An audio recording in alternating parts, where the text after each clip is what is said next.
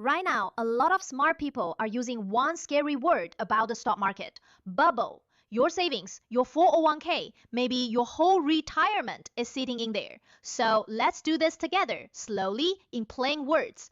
Is the market really in a bubble? What does history say? And what, if anything, should regular people do?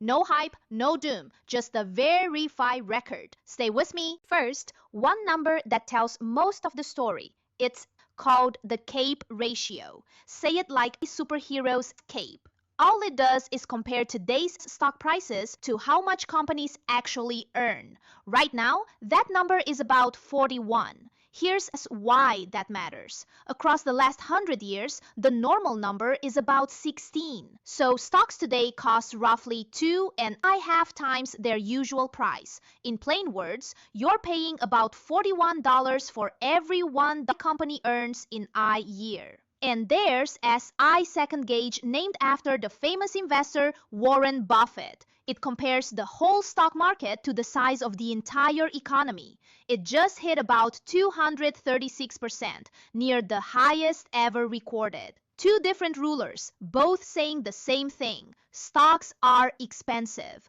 historically expensive. Now, let's ride the roller coaster from 1977 to today. Back in 1982, stocks were dirt cheap. That CAPE number was about 7. And from that low point, the market began one of the greatest climbs in history. By the year 2000, the S&P 500 had risen about 1,400%. But that climb ended at the top of a bubble. In March 2000, that same number hit 44, the most expensive ever.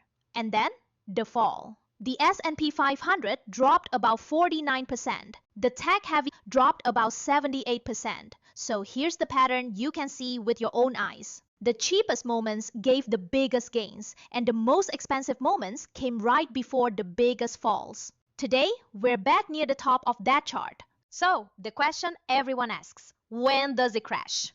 Here's the honest answer: nobody knows. And anyone who hands you an exact date is guessing. Let me prove it.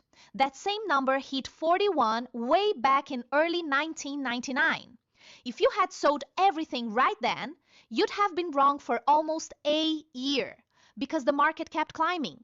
Doubled before it finally peaked in March 2000. So please hear this. A high price tells you returns are likely weaker over the next 10 years. It does not tell you the day it turns. Expensive is a fact.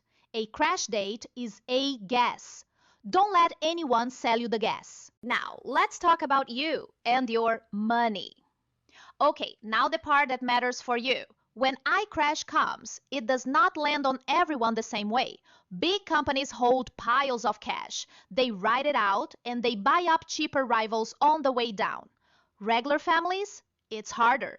Your home and your retirement fall at the same time.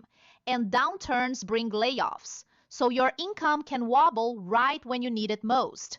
The cruel part? Selling at the bottom to pay the bills locks in the loss. So what did prepared families actually do? 4 plain things. 1. Cash cushion. Money set aside so you're never forced to sell at the worst moment. 2. Don't panic sell. The people who stayed put through 2008 and 2020 recovered. The people who sold the bottom did not. 3. Pay down expensive debt. When money gets tight, high-interest debt hurts the most. 4. Match your money to your timeline. Cash you need in the next year or two never belonged in a risky bet in the first place. None of this is advice for your exact life. It's just what history rewarded. Now, the question I get the most: are my ETFs safe? Should I hold or sell? Here's the honest answer. An ETF is a basket, a wrapper around lots of stocks. It protects you from any one company going bust, but it does not protect you from the whole market falling. In 2000, 2008, and 2020, a broad basket fell about as much as the market and then recovered over the following years. It's a wrapper, not a shield. So where do people hide in past crashes? A few places, each with a catch. Cash held its value, but slowly lost to rising prices. Gold often rose in a panic, but it can fall too, and it pays you nothing. Government bonds cushioned 2008 but failed in 2022. There is no magic save button, only trade-offs. Now, the part I most want you to remember. 4 warnings worth more than any prediction. 1.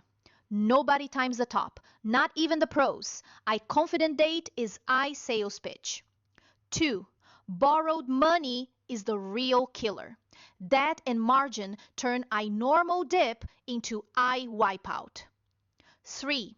Today's market leans heavily on a handful of giant tech names, so safe index funds are less spread out than they look.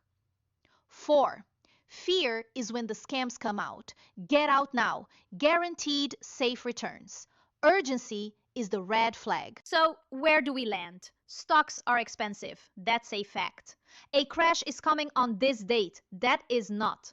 I'm the education, not advice. We follow the verified record wherever it leads. Take good care, and I'll see you next time.